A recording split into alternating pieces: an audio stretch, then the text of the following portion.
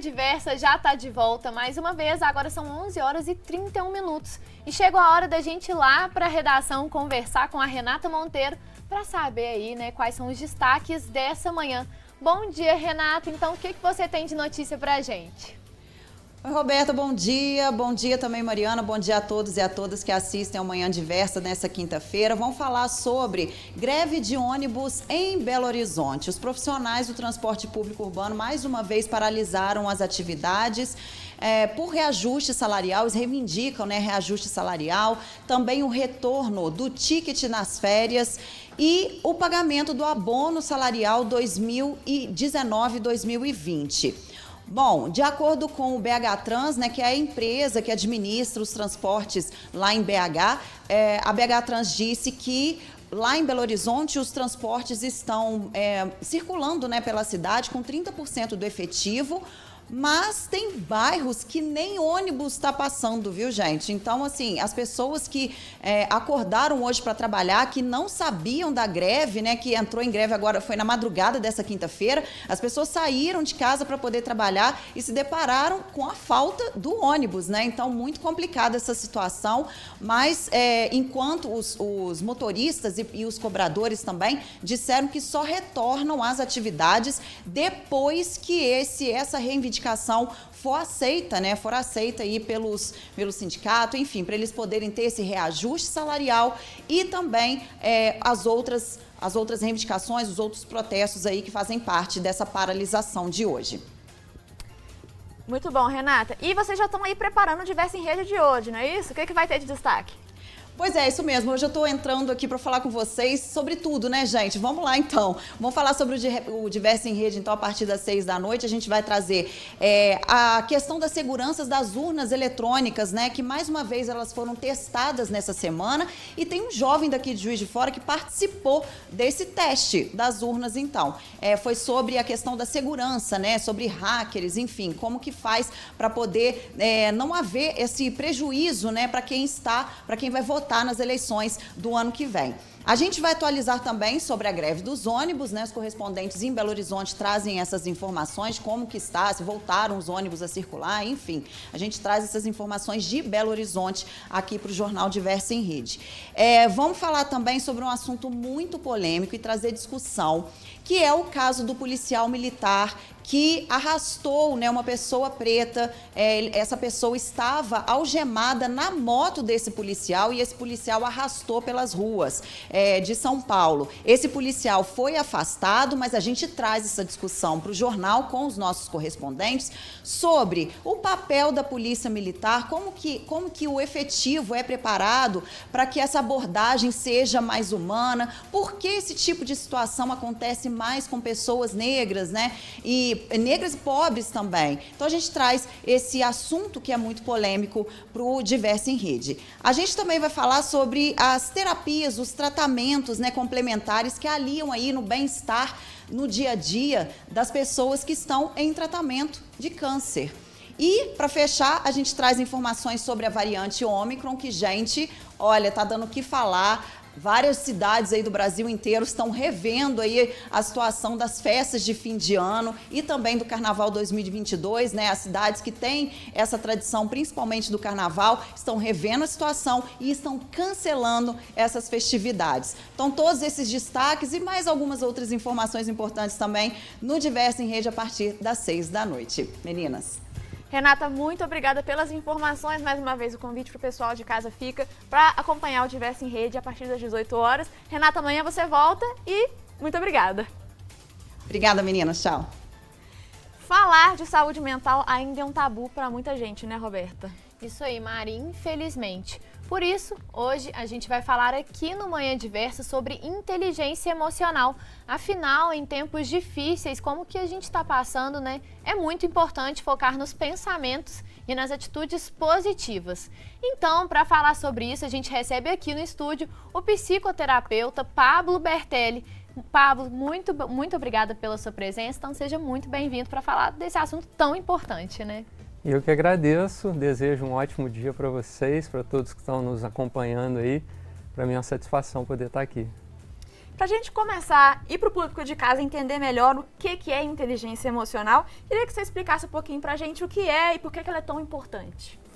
Então, é bem legal a gente observar, né, que até então a gente tinha muito um foco na inteligência intelectual, o famoso QI, né? E aí, na década de 90, vem o QE, que é o coeficiente de inteligência emocional, que ficou mais conhecido através da publicação do Daniel Goleman, em 95, com o livro que o título era Inteligência Emocional, né? Porém, a coisa ela já é anterior a isso, né? No ano de 1990, 2 pesquisadores já estavam publicando trabalhos sobre isso. No início do século XX, 1920, já havia também lá nos Estados Unidos publicações a respeito disso. Mas se a gente for mais para trás ainda, né, as filosofias orientais já trabalhavam inteligência emocional há milênios, né?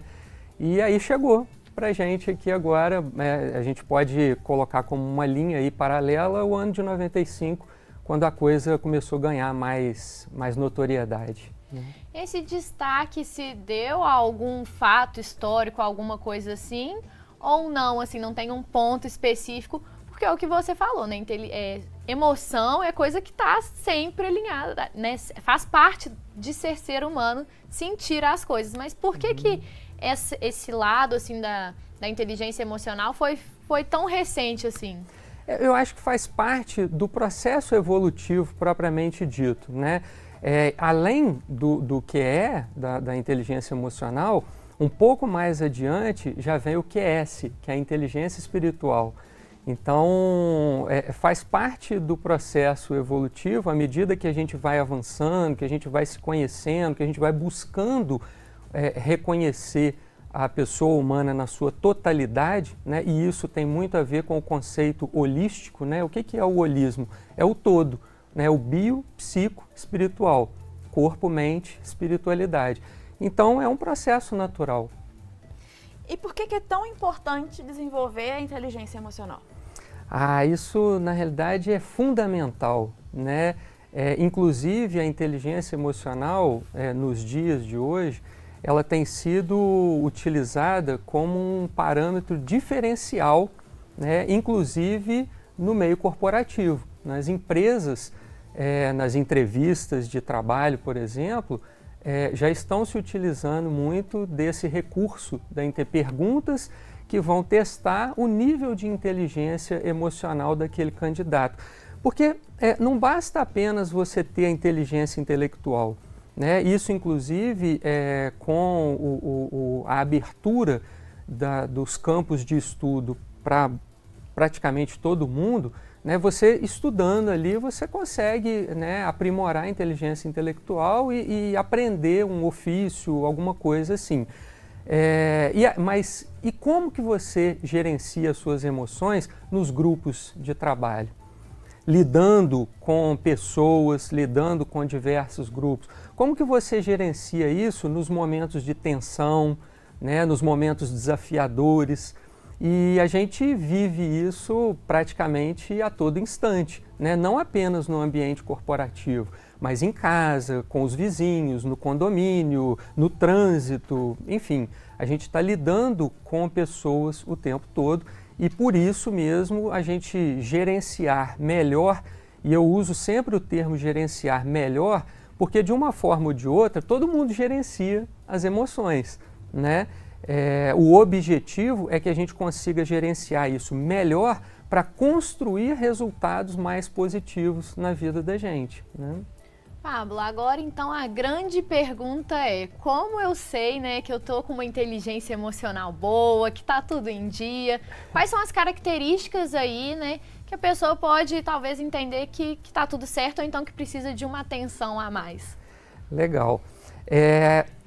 Tudo parte da consciência, né? A inteligência emocional, ela vai estar diretamente ligada com a minha capacidade de estar no momento presente, né? Então, quando eu estou consciente do que está acontecendo, eu consigo compreender como o meu corpo está reagindo a isso. Né? Eu até costumo utilizar a pirâmide, né? Pensamento gera sentimento, que gera comportamento. E aí isso vai se retroalimentando. Então a gente está numa determinada situação. Qual tipo de pensamento que vem na minha cabeça? Esse pensamento vai despertar em mim um sentimento e automaticamente um comportamento. Então a gente já pode, o pessoal que está nos acompanhando aí, já começar a fazer um olhar para si próprio. Bom, o quanto eu consigo, por exemplo, estar aqui no estúdio e estar de fato aqui no estúdio. Ou apenas o meu corpo está aqui, mas a minha cabeça está no futuro ou no passado, né? Então fica aí um testezinho para o pessoal que está nos acompanhando, fazer esse trabalho de autopercepção, que está diretamente ligado com o autoconhecimento, né? Então faça esse teste de autopercepção. Se você consegue estar num determinado lugar, corpo e mente ali, né? E aí você já vai ter uma noção de como anda o seu grau de inteligência emocional. E quais são os pilares da inteligência emocional? Pois então, a gente tem alguns pilares, né? Primeiro é o reconhecimento, né? Você reconhecer as emoções. Depois o gerenciamento. Na sequência, o aprofundamento e a gente chega à empatia, né? Eu até costumo levar isso um pouco adiante, dizendo que a empatia, nos moldes que a gente compreende ela, é o quê? É você se colocar no lugar do outro, né? Isso já é um passo importantíssimo. Quando eu consigo chegar nesse patamar da empatia, de me colocar no lugar do outro, de compreender melhor as reações do outro e não permitir que isso influencie em como eu ajo no mundo, né? Porque é aquela história, né? O Jung, o Carl Gustav Jung já dizia, né? Não importa o que o outro fez com você, o que importa é o que você fez com o que o outro fez de você, né? Então, além da empatia, a compaixão, né? Porque além de eu me colocar no lugar do outro, eu ter uma ação compassiva, eu fazer algo em benefício de melhorar a condição daquela pessoa, de minimizar o sofrimento daquela pessoa, né? Ou seja, não basta apenas que eu me coloque no lugar dela. Tem uma pessoa sentada na beirada da calçada passando fome, então eu vou sentar ali e passar fome junto com ela. Não, eu vou fazer algo em benefício de melhorar a condição daquele indivíduo. Pablo, você falou aí da empatia e da compaixão, que esses são dois pontos que têm ganhado cada vez mais destaque, ainda mais, né, na pandemia. Então, olha, você continua aqui com a gente, porque no próximo bloco tem mais bate-papo aqui no Manhã Diversa. E se você aí de casa tem alguma dúvida, é só mandar para o nosso WhatsApp, que aparece aí na sua telinha. Então a gente já volta.